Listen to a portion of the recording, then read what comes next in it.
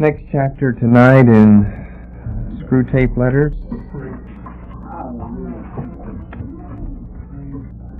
That would be chapter 15.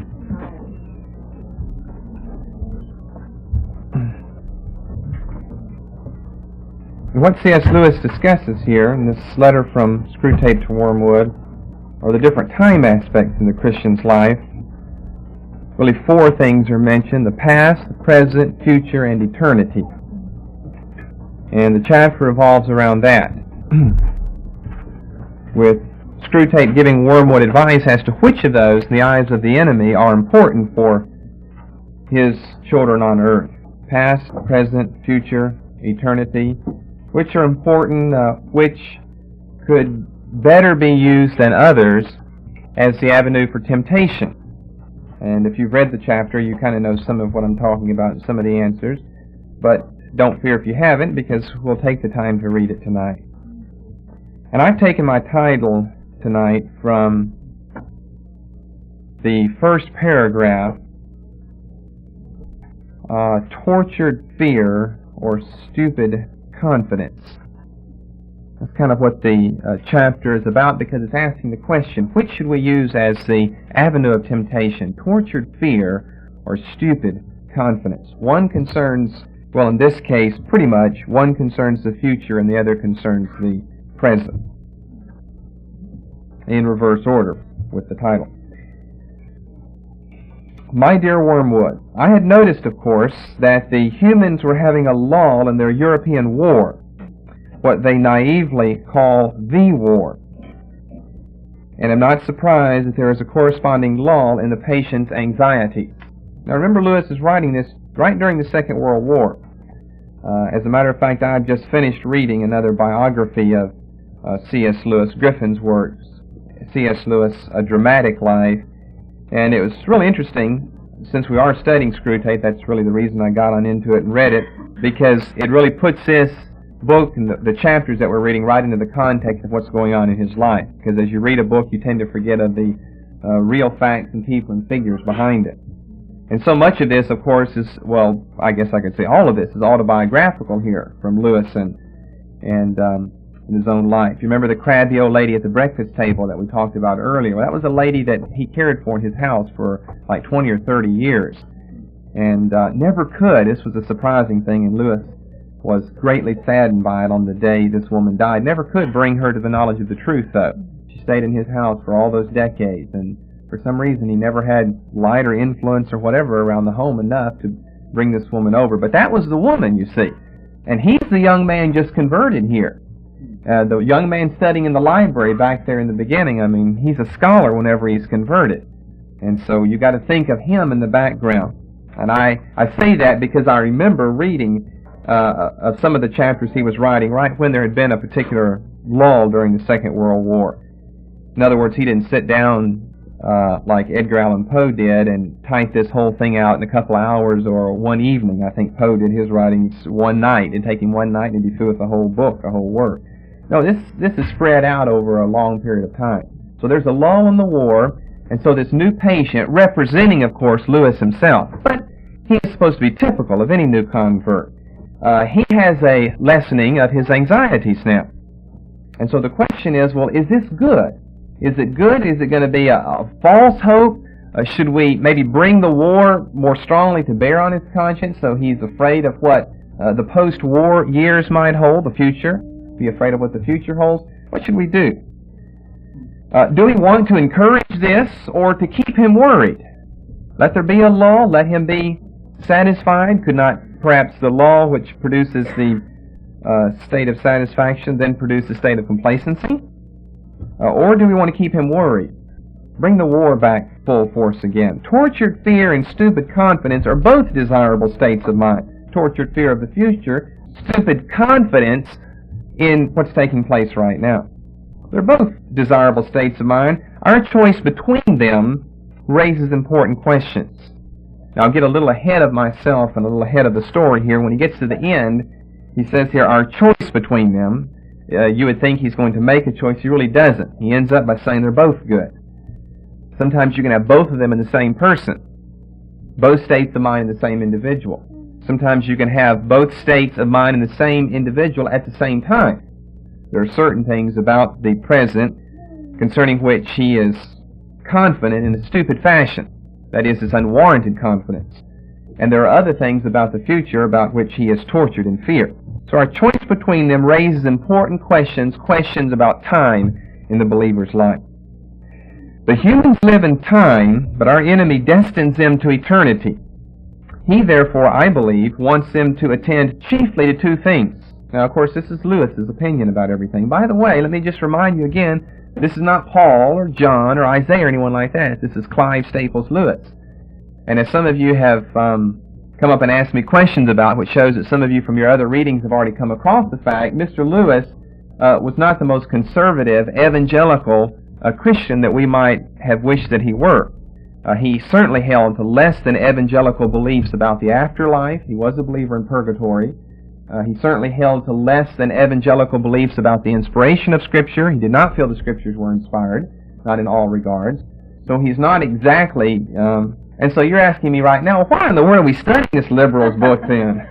Well, it's because, as the book says, the most original Christian writer of our century. So that got me out of a hole by quoting the back of the book. He, therefore, I believe, wants them to attend chiefly to two things: to eternity itself, and to that point of time which they call the present. Two things he said that he thinks God wants his people to attend to. Eternity, wants them to think about the future, that the future after the future, let's use his terminology, eternity, as well as the present. And here are some of his thoughts to back that up. For the present is the point at which time touches eternity. What do you think about that? Of course, you could get into some philosophers writing on just, well, what is time? What is eternity? And I'm sure it'd be very fascinating. For the present is the point, we could say it's the only point at which time touches eternity. The past certainly does it, neither does the future, and I would agree with him. Of the present moment, and of it only, humans have an experience analogous to the experience which our enemy has of reality as a whole. In it alone, freedom and actuality are offered them. He would therefore have them continually concerned either with eternity, which means being concerned with him, or with the present, either meditating on their eternal union with him or separation from him, himself, or else obeying the present voice of conscience, bearing the present cross, receiving the present grace, giving thanks for the present pleasure. So I think that probably what our enemy wants is him to think about one or the other. Think about eternity because it tends to transfer your values from the present life to the eternal life. But then there's nothing wrong with thinking about the present if our thoughts about the present are thoughts of obedience and discipleship. That's what prepares us for eternity then. Now, if we were to draw the little diagram, then we would want to see it the way he's explaining it, something like this. Here's the timeline. All right, everything back here is present, or past, excuse me. Everything here is present. This is the future, and this is eternity. So eternity, future, present, and past. So he said, think about either eternity or the present. That leaves out, of course, two other things. The future. That's between where we are right now and whenever all time stops. The future out there and the past. So maybe I need to put that up there so we can see that as we read and think. Well, if that's what God wants them to do, is either the present or the future or eternity to be the state where their mind is occupied, then it would only make sense, this next sentence, our business is to get them away from eternity in the present. With this in view, we sometimes tempt a human, say a widow or a scholar, to live in the past. Well, we know why he'd pick that. A widow thinking about, oh, I remember whenever hubby was around, or the scholar, he's always the historian, always living in the past. But this is of limited value. For they have some real knowledge of the past. The past is factual, in other words. It can't be debated. The future we don't know about. The present, well, sometimes you have to get past the present to find out, well, what was the present all about? We talk about having to be removed from something before you really know what was going on. The past, it's over with, you have time and the ability to reflect on that. So it's unlike the present, unlike the future, but it is like eternity. This is of limited value, for they have some real knowledge of the past, and it has a determinate nature. I mean, it's fixed, and we know about eternity. It's fixed. We don't know how long the present is going to be or the future is going to be. We know how long eternity will be. If we think of it kind of divided up here, 4 different sections. And to that extent resembles eternity. It is far better, so in other words, he says, all right, the past, should this be where we put him in his concentration? No, that won't work. Past is not, he's saying, a demonic option here. Not for the most part, anyway. It's far better to make them live in the future. All right, this is where he's going to be talking about living in the future. Biological necessity makes all their passions point in that direction already, so that thought about the future inflames hope and fear.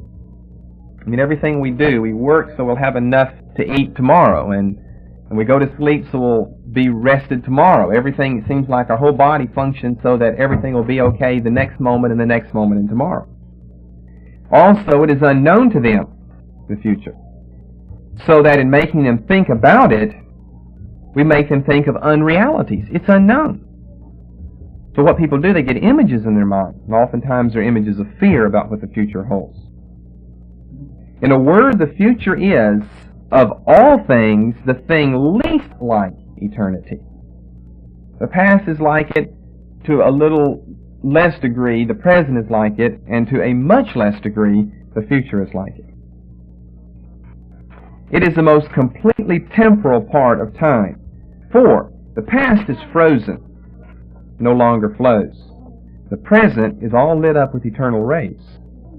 Hence the encouragement we have given to all those schemes of thought, such as creative evolution, scientific humanism, or communism, which fix men's affections on the future, on the very core of temporality. Hence, nearly all vices are rooted in the future. This is an interesting thought here. Gratitude looks to the past, and love to the present. But fear, avarice, lust, and ambition look ahead. The past, about the only thoughts you can have. I guess you could have regret, but if you're a Christian, you have gratitude for the past. I heard some of that expressed tonight. Gratitude for the past. Love of the present. What does the future hold? Well, the only thing you can think about the future is I'm afraid of what it holds. Fear, avarice, lust, and ambition. Skipping down to the next paragraph. To be sure, the enemy wants men to think of the future too, just so much as is necessary for now planning the acts of justice or charity, which will probably be their duty tomorrow. In other words, he's concerned about the future for them only insofar as the future concerns the present. You have to be prepared today in order to do these acts of charity tomorrow. The duty of planning the morrow's work is today's duty. Though its material is borrowed from the future, the duty, like all duties, is in the present. Well, he said this is now straw splitting. He does not want men to give the future their hearts, to place their treasure in it. We do.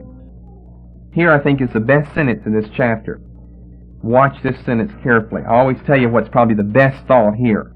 His ideal is a man who, having worked all day for the good of posterity, if that is his vocation, washes his mind of the whole subject, commits the issue to heaven, and returns at once to the patience or gratitude demanded by the moment that is passing over him.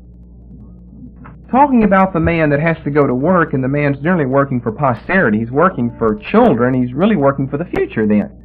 He said, well, that's good for our enemy, for his cause and for his people, because that's his ideal. Having worked all day for the good of posterity, he washes his mind of the whole subject. I mean, you can only do, you complete the day, and you can only do so much, and you're through working for tomorrow. So he said, then the man washes his mind of the whole subject, commits the issue to heaven, and returns at once to the practice of gratitude demanded by the moment that is passing over him. He lives in the future only so far as he has to make certain provisions for the future. He's trying to strike here a good balance, the way that we should live. People are often confused. Well, if we don't take any thought for tomorrow, and if we can't think at all about the future, then how do we make any preparation for the future? Well, mostly it's an attitude that he's concerned about that we have. that you're somewhat concerned to make whatever preparation you can make, but then at the end of the day, return to that day, because you don't have any guarantee that the future will ever be realized. At the end of the day, just wash your mind of that and come back to living today, what you have to do today. Do you understand what he's saying? His ideal is a man who, having worked all day for the good of posterity, washes his mind of the whole subject, commits the issue to heaven, and returns at once to the patience or gratitude demanded by the moment that is passing over him. But we want a man hag-ridden by the future, haunted by visions of an imminent heaven or hell upon earth, ready to break the enemy's commands in the present, if by so doing we make him think he can attain the one or avert the other, the heaven or hell upon earth, dependent for his faith on the success or failure of schemes whose end he will not live to see. We want a whole race perpetually in pursuit of the rainbow's end, never honest, nor kind, nor happy now, but always using as mere fuel wherewith to heap the altar of the future every real gift which is offered them in the present. You see some people doing that. There's a certain type of detachment that the Christian has to experience in making preparation for the future and then saying, that's it, now I commit that issue to heaven and I have to live today. And then when he gets up tomorrow, there's a certain amount of preparation for the future, and then that's it. And he's saying these people take every gift that they receive in the present and throw it up on the altar of the future. Just trying to get everything ready for the future. And we certainly live in a society that's very much that way today. And Jesus has a lot to say about that in the Gospels. We are not to live that type of life. It certainly shows a preoccupation with a time period that we shouldn't be so concerned about, for all the obvious reasons, chief among them being it may never come. And maybe second lieutenant among them being, if you concentrate too much on the future, you're going to be a failure for today. And then if you can't live today, you're not preparing yourself to live the next day then. And then you can have some other reasons behind that. It makes all the sense in the world. Take no thought for the morrow, for the morrow shall take thought for the things of itself. But you see, he's talking about an attitude there. Because he himself had to make preparation for, let's say, the Passover feast. Why didn't he just think, well, everything will just be there? No, he made preparation in advance. He said, go, and you're going to meet a certain man, and go and get the upper room. He made preparation in advance. And then it's later whenever they're there. So it's an attitude. It's a thought pattern. An attitude of detachment that one has to live in. Detachment from the future and from all of its stronghold and the calling that it tries to make on our life. When people live in the future, they're really going to be a failure today. That's why I think maybe sometimes people don't hear us when we talk to them, and why they can't think. It's because they're so preoccupied with unreality. It's just not even a reality. And since the future is not a reality, it's just a possibility. And you conjure up all these false images about it. It seems to make you deaf and dumb. And maybe in your mind somewhat of an ignoramus when it comes to trying to live your life in the present. It follows then, in general, and other things being equal, that it is better for your patient to be filled with anxiety or hope. And this is back to the end of the very first paragraph here. It said, now, which should it be? Should it be this business of tortured fear about the future or stupid confidence of the present? Well, anxiety would be the future and hope the present. It doesn't much matter which about this war than for him to be living in the present. In other words, either get him overly afraid of what the future has to hold, or stupidly ignorant and complacent in the life that he has now with this lull in the European war. But he said the phrase living in the present is ambiguous. So let's go on, and he said, describe this. It may describe a process which is really just as much concerned with the future as anxiety itself, even though someone's saying, I'm living in the present, I'm living in the present. And here he explains what he means. Your man may be untroubled about the future, not because he is concerned with the present. That'd really be the chief reason not to be troubled about the future, is because you are occupying yourself with the present. But because he has persuaded himself that the future is going to be agreeable. So that what he means by living in the present, it's just an extension. Everything is just kind of present for him because he's a perpetual optimist. As long as that is the real course of his tranquility will do us good because it is only piling up more disappointment and therefore more impatience for him when his false hopes are dashed. Now, I don't know if you follow all of that, but you can take time to read it later yourself, and you meet people like that as well. But in other words, what he's saying is you got people who'll try to convince you that, oh, I'm living in the present, it's in quotation marks, living in the present. But really they're transferring everything to the future with this living in the present idea, thinking the future is going to be just as agreeable as the present is right now. And he said, that's great, let them keep transferring all that. That's just going to heighten their disappointment when we dash all of their hopes in the future. If, on the other hand, he is aware that horrors may be in store for him, and is praying for the virtues wherewith to meet them, and meanwhile concerning himself with the present, because there and there alone all duty, all grace, all knowledge, and all pleasure dwell, his state is very undesirable and should be attacked at once. In other words, he's realistic about the future, but he's doing something about the future now, praying for the graces with which to meet the future. Here again, our philological arm has done good work. Philology has to do with words. Try the word complacency on him. But of course, it is most likely that he is, quote, living in the present, for none of these reasons, but simply because his health is good and he is enjoying his work. The phenomenon would then be merely natural. All the same, I should break it up. If I were you, no natural phenomenon is really in our favor. And anyway, why should that little vermin, that creature, be happy? He's saying, you see, the man is living in the present. The only reason he's living in the present is because he's comfortable right now. And so, if he's using that as his basis for saying living in the present, he said that's natural for anybody. A child of our enemy, a follower of our enemy or not. But he said, just the same, we don't want him to be comfortable. Why should that soul be comfortable? He said, I would break it up just the same.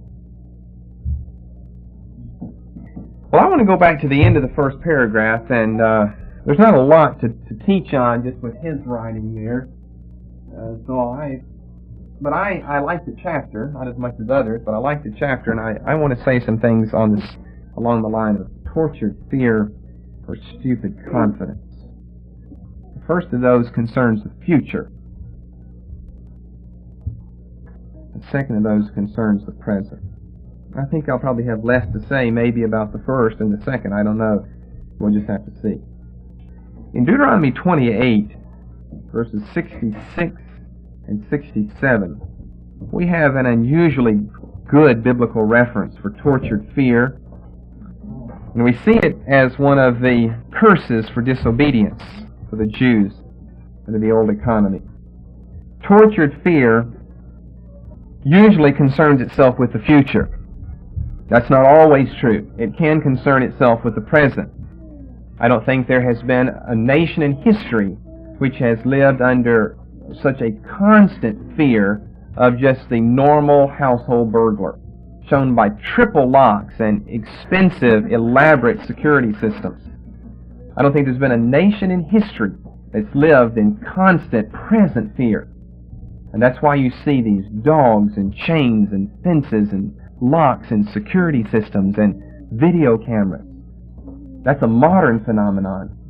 And that's something that's more American than it is anywhere else in the world. So tortured fear can certainly concern the present as well. But I think for the most part it concerns the future. Thy life shall hang in doubt before thee. Thou shalt fear day and night, and shalt have none assurance of thy life. In the morning thou shalt say, Would God it were even. And at even thou shalt say, Would God it were morning. Because you're afraid of what's going to happen in between when you say that and when those times come. For the fear of thine heart wherewith thou shalt fear, and for the sight of thine eyes which thou shalt see. Notice how often the term fear appears. Deuteronomy 28 verses 66 and 67. Now in America today, I think that people are very fearful of the future. I think that they have a great fear, basically, of America's future. Amen. They certainly have the economic question to be afraid of. I won't say an economic question to be afraid of such as history has never seen, because there have been various times in history where similar economic questions and horrors have arisen. But we are certainly a lot different than, let's say, the 1950s or 60s as far as the financial matter is concerned in this country. A fear of the stability of the whole American system. A fear of there being enough to go around whenever it's your time, their time, when they're 65, to dip their hand in the old Social Security bucket. Afraid of what the future holds economically. Afraid of what the country in general holds economically.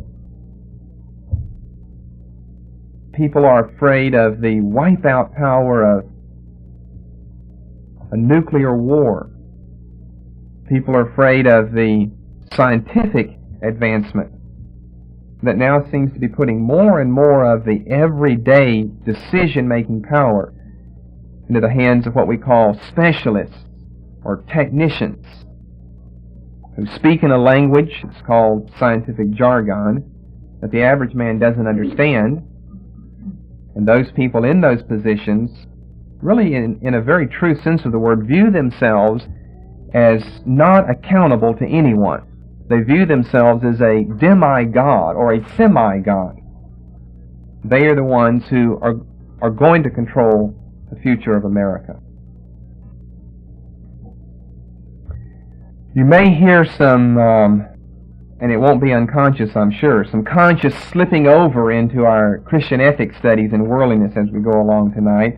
And I think it's just inevitable, because if we're talking about fear of the future, and you're familiar with books like A Brave New World in 1984 and Future Shock and all of this, we have had our clubbers of Rome, as one group was called here not that many years ago, with very dire, pessimistic predictions for what the future holds.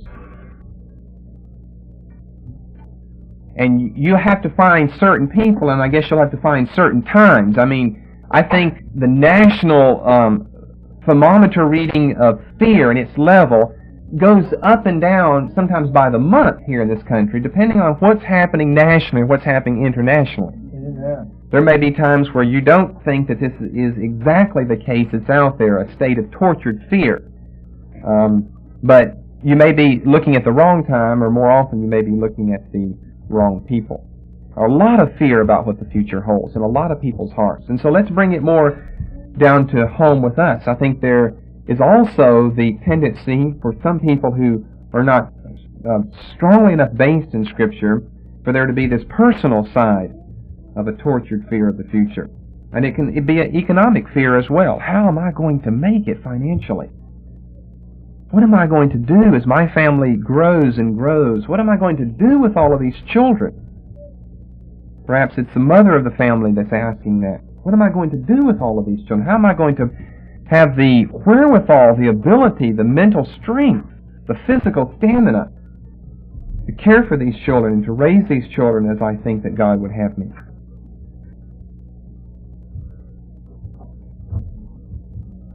Maybe even a fear of, where are we going in our teachings? Are we going to end up so far, somewhere, that'll be over my head? Because some of what we discussed, you say, is over my head already. So where is that going to leave me then? But maybe more than anything else, the personal fear of the financial future as well as the future of the family. You have to remember that we're dealing with a large number of different people here, even in a small group as ours.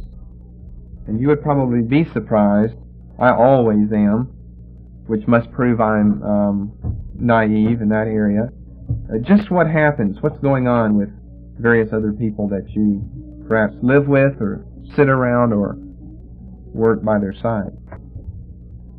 But everyone has to deal with these things on their own. And we're told here in this chapter, and I believe that it's certainly true. When I said chapter, I was thinking of Screwtape, but it's true in Deuteronomy 28 as well. That fear is a curse. That fear about the future is a curse. And fear about the future is always a curse for what? for disobedience. That's what this chapter is about. It is a curse for disobedience. That would seem to signify to me that there is a remedy to the situation, that is, obey God. But we all have our opportunities to be afraid of what the future holds. We don't have to be, though. There is a power that's available for the Christian. Have to be, though. There is a power that's available for the Christian that will rid him of fear of what the future holds. He will simply not be afraid. He will not have to be speculating or scheming with all the best laid plans of mice and men to provide for himself, to second guess God, as it were, to elevate himself to the side of the deity, lest the deity not be knowledgeable enough about what the future holds, so that we can take care of that. We all have our own opportunities to be afraid of different things in the future. Afraid of a meeting that we have to have with someone, afraid of a job that we have to work on, afraid of so many things. But there's a power that the Christian can have that will rid him of that. We read over in 2 Timothy chapter 1 and verse 7 that God has not given us a spirit of fear, but He's given us a spirit of power and of love and of self-control. Last night as I watched my wife undress and get ready for bed, I was already in bed, and I looked up at her and I said, "I'm so grateful that I have you for a wife. I'm so grateful for that." And what I was thinking of was all of those years that I could have been worrying about. Well, what does the future hold for me as far as marriage is concerned? And trying to play the dating game like everyone plays, and they think that's the only way, to get a mate. That it can't somehow work out some other way besides that way, that you've got to plan your own future. And I was just, if anyone was a bored head about the whole matter, it would have been I. I was just a bored head about the matter. I had no faults about it one way or the other. So I certainly saved myself a lot of anxiety and worry about what the future holds. That's an important decision. How do you know you're picking the right one? How do you know? And then once you're married, you're always positive that you didn't pick the right one. It's always after you've already said "I do" that you say "I wonder." Now, you never think that early. It's afterwards you're positive you chose the wrong one. But if certain circumstances, with you knowing, K-N-O-W-I-N-G, you knowing that God was in it all, then you can always look back on that. You can look to it before you're there. You can look back on it once you're past it and say, "Look what God did. Look what God did." This time of the year reminds me of our meeting. We met on September the 18th, 9 years ago. So it's around that time of year, the first time we ever said hello or goodbye. And I think that's about all we said the first day was hello and goodbye. But I had no thoughts. And other people around me, some of my friends who fell away from the faith, some of the reasons that several of them, well, I can think of 1, 2, 3, 4. Now I just thought of 4 instantly. The reasons they fell away were concerned themselves with dating, with marriage, with things of that order. In other words, you're thinking, if I'm so narrow and I got these weird beliefs, who would ever marry me in the world? Can't find anyone around it. They're either too young or too old or something. Who would ever marry me in the world? Well, that never even entered my mind because I didn't even plan on getting married. And so I saved myself all that anxiety. Put your faith in God. Oh, I still had my thoughts about, well, what does the future hold up? But since I wasn't anxious over that, since I wasn't fearful, I didn't have this torturing fear in me. I didn't make the mistakes that other people made that were some of my friends in the same walk that I was in at the time. And two of them have ended up divorced and remarried. And I think a third one has ended up divorced and remarried. These were people I sat on the front row with, and we praised God together. And the other one married all she was a spiritual girl. I never questioned that about her. I thought she was probably more spiritual than the other 3 that I just referred to. But yet she was too hungry for a husband, though, if I can put it in those crude terms. Always kind of looking, I wonder if this is the one right here. and then finally found the right one, and then ended up having to leave the church to marry him, and then moved down to South Carolina, and then I think the year after they got married, he was flying in an airplane and the motor conked out. And that was an airplane, not a plane or a car. And you know, like that Negro man told me, if they get out of fix, there's nothing you can do about them. And it was out of fix. And it fell and hit the ground. And he broke his back, and he survived. And that was the last I've heard, and that was about 5 years ago. So I'm telling you a very stale story here tonight. But all of that happened, and you have to think about that. I wonder what's behind, why did something like that happen? Yeah. And I certainly don't think it was from what I could tell, and I'm not God, so I don't know. But it didn't seem like it was God's will for her to marry the man that she did, and had to leave the church and all of this stuff, and he didn't believe the same way the rest of us believe, and so she gave up her beliefs to be with him because she had to marry him. And a lot of people are concerned about that, and that's just something that I never had to be concerned about, something that I wasn't afraid of what the future held. And if the future had held something different, then that just would have been the way that it was. It would have been fine with me, however God wanted to work matters out. But because I know that He was the one who did that all, that I don't have to end up with a marriage and a divorce. I don't have to marry a divorcee and I'm divorced, or they've got children, or he's got children, or we've got children, or who knows what happened. We can get two people together and married and have their own children, and as God intends for them to have. I come home often. I came home last week, I think, one time from work, and I came in just with tears in my eyes. When I walked in the door, I said, "Thank God I have you and these children to come home to." Glory to God. A lot of people don't have anything like that. Right. They might have problems to come home to in the person of their family members. I said, "Thank God I have you and these children to come home to." I'm so grateful for this situation. Well, in one sense, I guess that's living in the present. In another sense, it's living in the past as well. I'm just saying that we all have our own areas where torturing fear can come in. And I guess when I think back, I had a lot more of those earlier areas, because the whole of the future is unknown to you. Somehow when you get married, you have some stability because you have someone else to go through it all with you. Well, what am I going to do in ministry? Who knows? I don't know the right people. I've never been to the right place. To use those jargon terms. I don't know the right people. Never studied the right thing. Never been to the right place. Don't have the right connections.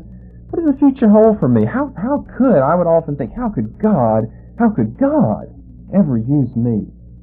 How could He ever use me? I can see how I can use these other people because they have charm and they have charisma and they have all of these abilities. How could He ever use me? So I'd puzzle over that just long enough to maybe get a little depressed and despondent, then I'd just stop thinking about it, because it was thinking about the future, wondering, what does the future hold? And I don't know that any of you have ever experienced what we experienced whenever we left Mississippi and moved to Minnesota. With all of its temptations, the most frightening thing, it's not like I was going and I could just get any job I wanted. Jobs are easy to come by. You can move anywhere you want to in the country and get an apartment and go get some work. But that wasn't the way I was going to do it, though, because I wasn't called to be a worker and pump gas or something.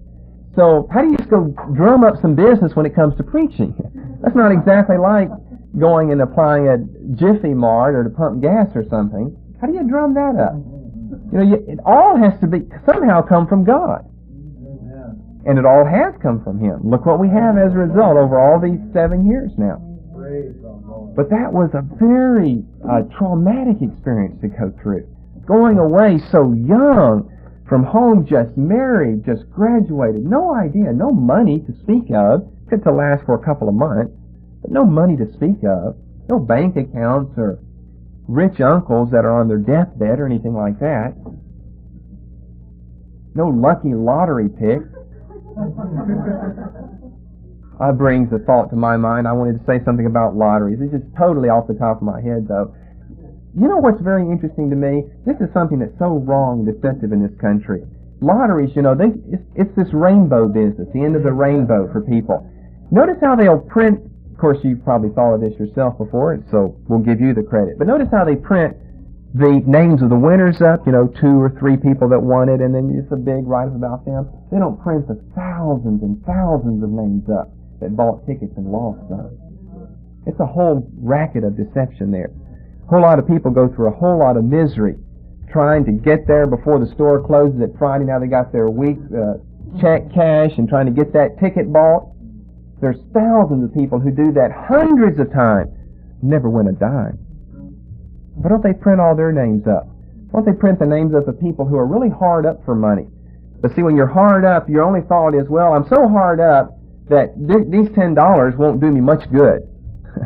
So I'll take a chance that I can make a fortune on it. Very slippery, demonic way to live. Very sad, disappointing way to live. And it's like the spinning of the lottery. People are just spinning around and around. I thought of that the other day. Why don't they print the thousands of names of disappointed people? It's a very, very bad way to live. But anyway, all that the future holds and the potential for tortured fear. Secondly tonight, let's come to this business of stupid confidence. And I don't mean to underestimate the significance, the importance of tortured fear, but I do want to come and concentrate a little more on stupid confidence. Because I think perhaps more than tortured fear, people today are living in stupid confidence. And I think even the church has a greater potential to live here in this second area than in the first area. And that's because you find just a whole lot of happy-go-lucky people out there who just say, well, shoot the future. I'm having a good time right now. I'm not too concerned about what the future holds. I'm not afraid of the future. I'm having too much fun right now. If we were living in a crisis time, then we wouldn't have this stupid confidence. We'd have tortured fear then. But we're not exactly living in that right now. Things seem to be worse. There are various things adding up. We have a huge influx of immigrants, legal and illegal, coming into this country. It's very frightening to some people. They always work for less. They're taking jobs away from people who need the jobs here. Just a flood of them coming across the Rio Grande into Texas and into New Mexico. A flood of Asians coming into this country that are taking over our universities. They've always been the best in science and mathematics anyway. And what's going to happen then when the heads of all the big science and medical and so forth schools and companies, all Koreans, they're from Taiwan, they're Chinese or Japanese or Indo-Chinese. That says something about the destiny of this country then. Well, anyway, people are afraid of things like that. But I think today people live more in stupid confidence than anything else. There are examples in the Bible. Take Noah's generation. Stupid confidence means a confidence that's not warranted. It's unrealistic. You're betting too much on yourself. You have overestimated yourself in your present state. That's what he means by stupid confidence. Go back to the historical example here in Screwtape Letters of the lull in the war. A lull is a lull. It didn't say the end of the war, a lull in the war. Stupid confidence then tells you, well, we've pretty much seen the worst of things and things are bound to get better now. Or we've pretty much seen it all and this must be the wrapping up. This must be the end. If it's a lull in the war, it's not the end. That's a manifestation of stupid confidence.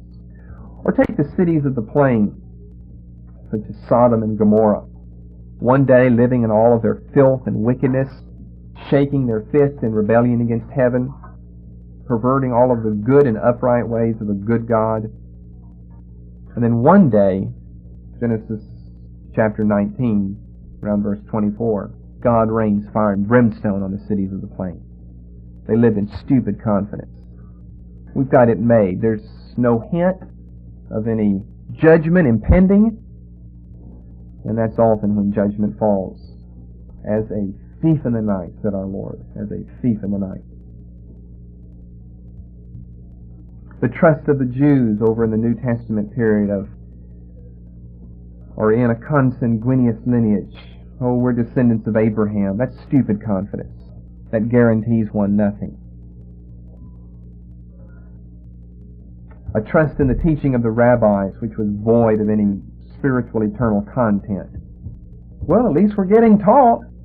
Rabbis are busily teaching us as they always have been. Well, if they're teaching you for doctrines the commandments of men, then they are teaching you a message that's void of any spiritual content then.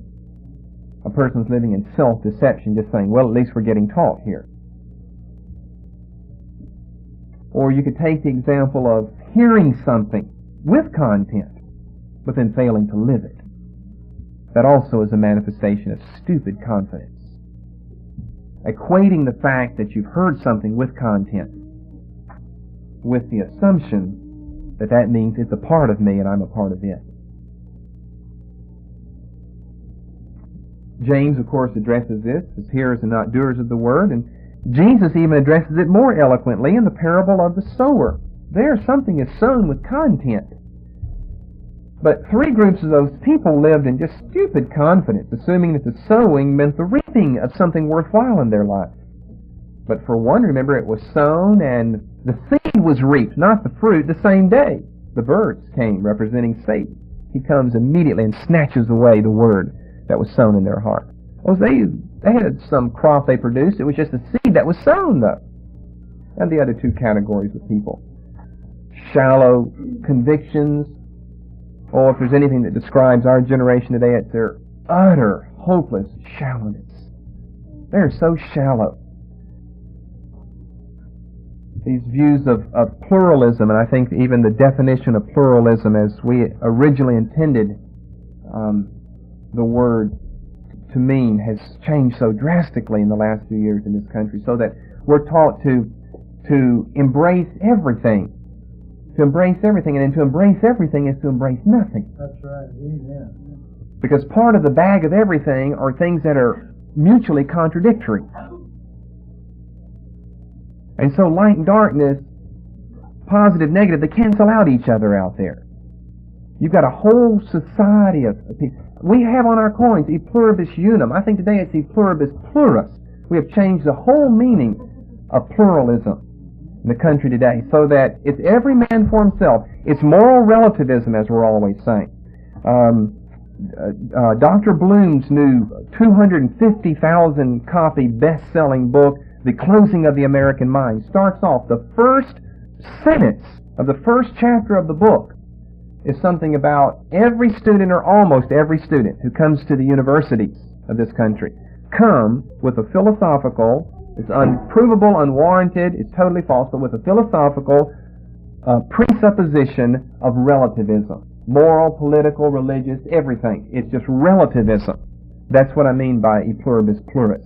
It's everyone, everything is relative. There aren't any norms.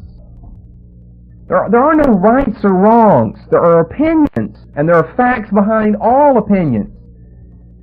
And so what that should teach us is we shouldn't be so ready to fight at the drop of a hat as our forefathers were over various doctrinal or racial issues, because they've all been proven to be wrong sooner or later.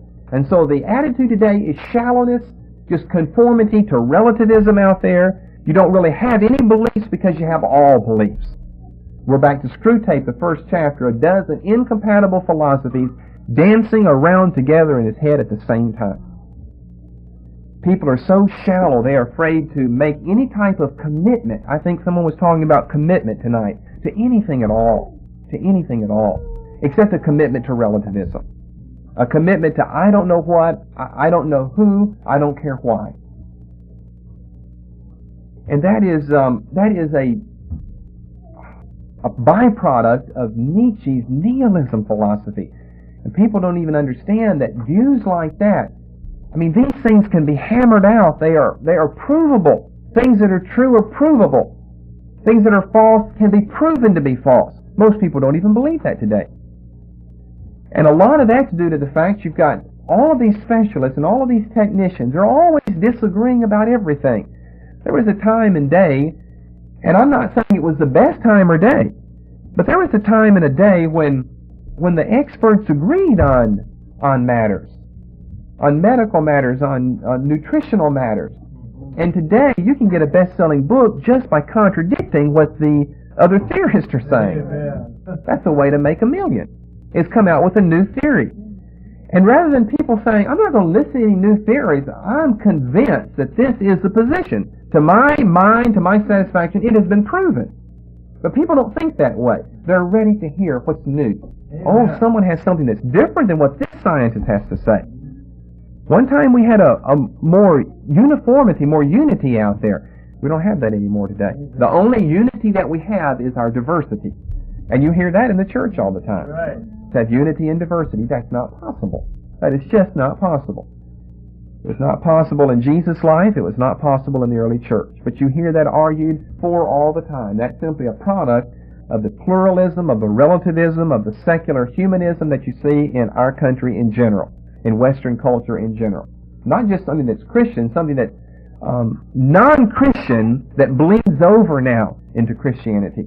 They're picking up the same arguments because they're brought up where? The same schools, same school systems, same homes, same neighborhoods that all the other lost people are. Same friends, they play with the same boys and girls, they date the same people, marry the same people. You can't help but pick up the same views that they have then. So people are shallow. They are afraid to make a commitment to anything. So, what are we talking about? Hearing something with content but failing to really know what is going on. People are so incredibly lazy today. They won't do anything about their life. We have all been so fed with a silver spoon. We think everything is owed to us and just comes naturally to us.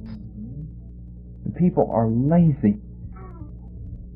In more ways than one, but chief among them, they're lazy mentally.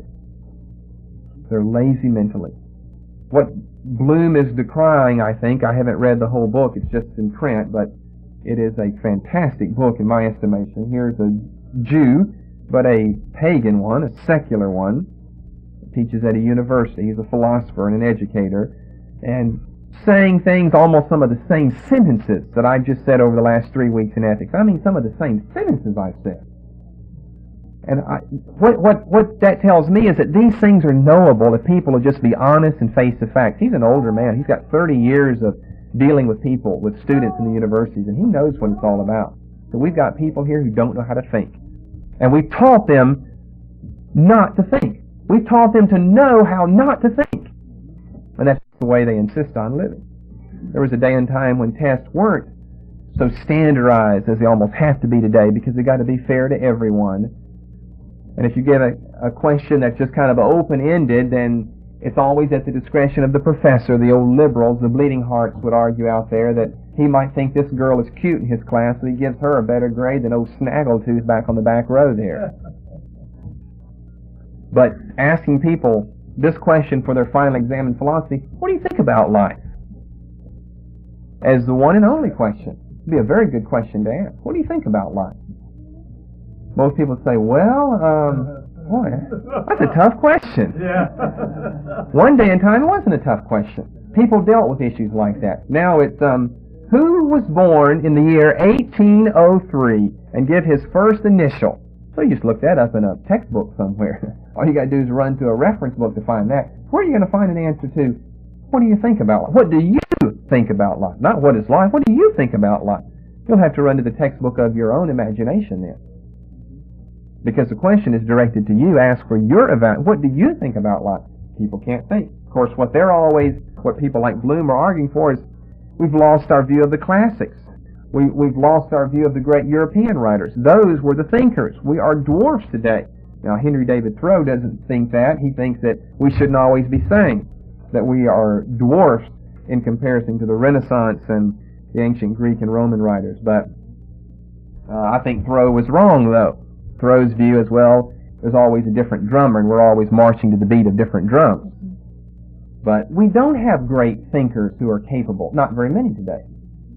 American students are woefully deficient in their knowledge of the classics. The classics are not something easy to study. It's easier just to kind of jump into maybe accounting or home economics or something like that you just either learn how to stir it in the pan or you don't, or you can add two and two and you can't.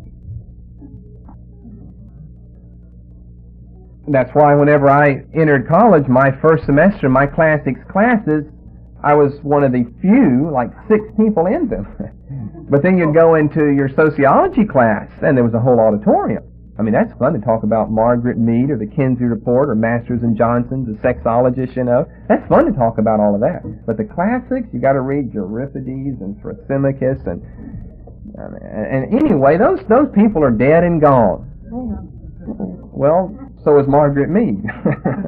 But still, it's more contemporary and it sounds better. The sex pervert, if you don't know Margaret Mead, is the anthropologist of this century. But you can find people. What they want, we got to get. And he said, our probably the chief culprit in it all is the modern media. It's television. It's draining our mind. And he said newspapers are the same thing. They treat you as though you're an ignoramus. They got some big catchy caption up there. That's just part of the whole game there. If you don't have a catchy caption, they know people won't read it. People are too busy to. And then give them in a couple of paragraphs the whole world view of this issue here. And they'll just sit there and thump their chest with pride that they've digested that topic now. And of course, he just makes a mockery of all of that. And I do my best to get my foot in that door as well around here, because I'm a firm believer in the same thing. Those things rob you of your ability to think. The other night, I think it was Monday night or something, my wife and I were getting in bed again, and we got in bed and we turned the lights off and it was quiet, and I rolled over and I said, I wonder, I think this was Monday night, I said, I'm suspicious of whether or not all of you people, I include her because she's a part of the church here too, all of you people can defend what you say that you believe. In other words, what you're learning here, which we know has content. And is that really a part of you? And we were talking about these questions. Well, what is life? Could you define, defend, articulate, express, argue, rebut? See, we need to be committed to things. If you're committed to these things then. It is a way of life. It is a life and death matter to know the Word of God that is spirit and it is life. To know that that's the only thing that can set us free. Some people just aren't hungry enough to know. That's why certain things are snatched away from them. The wicked one can just come and snatch things away. We talked about the Jews' trust in their consanguineous lineage. Sometimes that can be true of right here. You say, well, I'm a part of the church. I've always been a part. Wouldn't know what to do if I were not a part. Couldn't picture myself not being a part. But do you really know? I might be teaching. You might be hearing. But do you really know what's going on here? Or is it always file, just like a conveyor belt? Take this page of notes, zoom, file. Take this page, zoom, file. I know there are arguments both ways. I've often thought, I wish we could teach once a week and just teach and then just digest all of that. And it's got its positives and its negatives as well. And I just never seem to come to the conclusion that's the best way to go. If I ever did, that's the way I'd go. But I would rather approach several different things and still be able to digest that. Maybe with them dovetailing so that it's not just several things, but several things that are interconnected. And be able to digest that and really know what's going on. Oh, of course, we're not asking you to remember all the statistics and facts, but can you defend your views about things? People today, it's almost a mark of you being good or right. At least you're like others. If you either can't defend, most people can't. They couldn't defend relativism if their life depended on it. I would give them $1 million if they could prove that theory to any intelligible person's acceptance. I would give them $1 million because I think I can take their very statement, all things are relative, and prove that their theory is relative and that's not true. But anyway, it's a concern that we should all have. Do we really embrace intellectually, mentally, the content of the things that we are hearing? There's one thing just for it to all just be flowing all the time. It's oftentimes flowing like a river. All the teachings and all the lectures and all the study. But do we know, in this business of ethics and worldliness is the most important thing? This message will be continued.